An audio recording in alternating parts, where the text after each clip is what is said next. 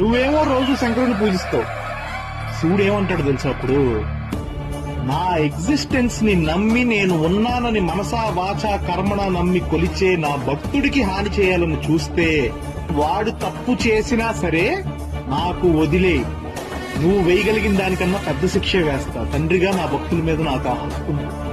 అలా కాదని నువ్వు వాడికి హాని చేయాలని చూస్తే ఏదో ఒక రూపంలో వస్తా, ఖచ్చితంగా నిన్ను చంపేస్తా.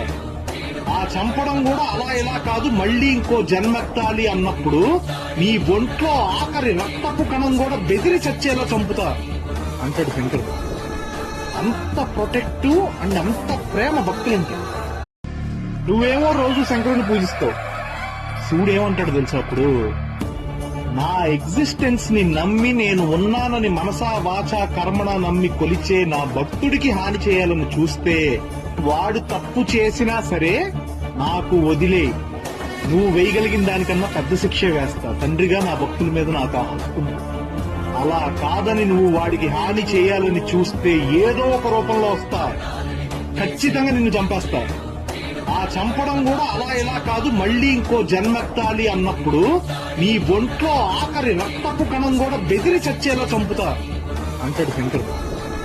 అంత ప్రొటెక్టివ్ అండ్ అంత ప్రేమ భక్తులంటే.